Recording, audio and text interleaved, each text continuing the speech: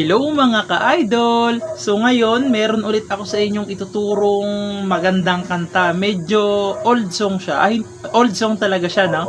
So sana magustuhan nyo itong i-tutorial natin ngayon. Baka gusto nyo kasing tumugtog ng old song na kanta. Ito, may ituturo ako sa inyo. Napakaganda nito. So yung title pala nito mga ka-idol ay yung Nasaan ang Liwanag by Willie Garte, no? So napakaganda ng kanta na to mga ka-idol, parang babalik sa pagkabata nito yata na. So yung chords ay yung ano muna, yung strumming muna yung aking ituturo, no? So ganito lang sa buong kanta na, sa buong kanta niya na, no? So ganito lang. Down, down, up, up, down, down. Okay, yun lang. Tapos ito naman yung intro. Yung intro lang muna, no? Intro. Yung intro niya is G sharp minor. Yung G sharp minor, nakabar siya dyan sa 4th fret. Tapos dito naman sa may 6th fret ay itong 5th string lang, tsaka 4th string. Ayan yung G sharp minor. Sunod is C sharp minor. Yung C sharp minor, nakabar pa rin siya dyan sa 4th fret. Dito naman sa kanyang 5th fret ay itong 2nd string. Dito sa 6th fret ay 4th string, tsaka 3rd string. Ayan. Intro pa lang to mga ka-idol, intro. Ayan. Sunod, E flat 7. Yung E flat 7, nakabar siya dyan sa dito sa 6th fret. Ayan, nakabar siya dyan sa 6th fret.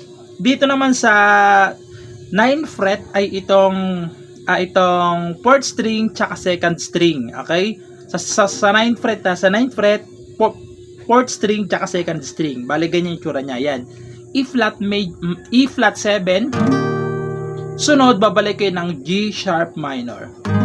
So tandaan niyo yung mga chords na yung mga ka-idol kasi yan din yung halos papasok sa kanyang kanta mamaya, no? So hindi ko na papatagalin, puntahan na natin yung kanyang verse.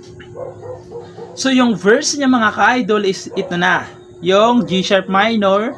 So same lang naman, tinuro ko na yan sa intro, no? Ayan, G sharp minor, C sharp minor, tapos pupunta kayo ng F. Yung F ay F sharp pala, F sharp. Yung F sharp, nakabar siya dyan sa 2nd fret. Ayan, sa 2nd fret. So, pagpasensya nyo na ingay ng asa na. So, 2nd fret, nakabar siya. Dito naman sa 3rd fret ay itong 3rd string. Dito naman sa 4th fret ay itong 5th string, tsaka 4th string. Ayan yung F sharp. Ayan, F sharp. Tapos, pupunta kayo ng B. Yung B, nakabar pa rin siya dyan sa 2nd fret. Ipitin nyo naman dito sa 4th fret ay itong 2nd string, 3rd string, tsaka 4th string. Ayan, bali ganito. Ganito kasi ako mag-ipit sa isang fret sa 3 string. Pwede naman ganito, no? Nakadepende na lang sa inyo. So, ayan, B. Tapos, babalik kayo ng G sharp minor. Tapos, pupunta kayo ng C sharp minor. Ayan, naturo ko na yun sa intro din, C sharp minor. Tapos, pupunta kayo ng E. Yung E, ito siya. Sa 1st fret, 3rd string. Tapos sa 2nd fret ay itong 5th string tsaka 4th string. Ayan yung E. Tapos E flat 7. So yung E flat 7 naturo ko na. Ayan. Pero ituturo ko pa rin. So sa 6th fret nakabar siya. Sa 9th fret ay 4th string lang tsaka 2nd string. Okay? Ayan yung E flat 7, no? Ayan. So kakantahan natin yung kanyang verse, no? Kasi sa 2nd verse is iba yung kanyang chords, may pagkaiba siya ng konti. Pero halos hawig lang. So kakantahan natin, so ganito siya. Bawat sanggol na isinilang may sariling kapalaran.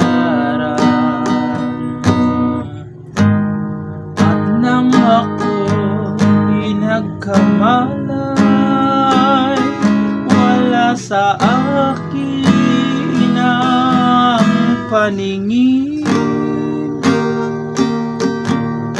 Okay, tapos papasok doon yung kanyang 2nd verse. So puntahan na natin yung kanyang 2nd verse. So yung 2nd verse niya mga ka-idol is G sharp minor, C sharp minor, F sharp, tapos B. Tapos babalik ulit kayo ng G sharp minor, tapos C sharp minor, Tapos dito na yung nag-iba kasi E flat 7 na siya. E flat 7, tapos G sharp minor ulit.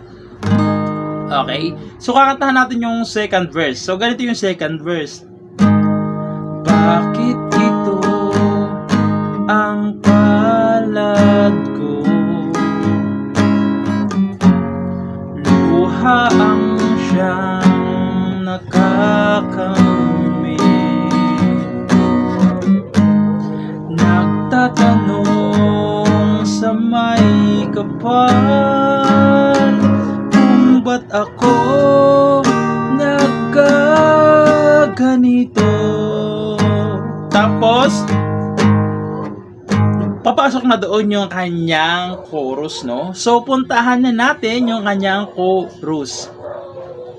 So, yung chorus niya mga ka-idol ay same lang ng unang verse, no? Same lang ng unang verse. So, kay same lang naman, so, sasabihin ko na lang yung kanyang chords, no? Kasi same lang. So, G sharp minor, C sharp minor, tapos F sharp, tapos B, tapos pupunta ulit kayo ng G sharp minor, tapos C sharp minor, tapos E, tapos E flat 7.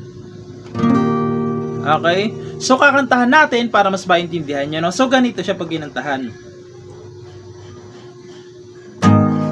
Nasaan ang liwanag nitong landas ng aking buhay na tulad ko? Isang api na pinagkaitan ng tadhana. Tapos, papasok ulit yung kanyang verse, no? So, kung nakalimutan ko na kung anong verse na, basta papasok ulit yon. So, yung mga chords na yun, mga ka-idol, is same na lang yan lahat sa mga papasok na chorus. Verse 1, verse 2, ganun lang siya, no? So, sana nagustuhan nyo yung tutorial natin ngayon. And ayun lang. Bye-bye!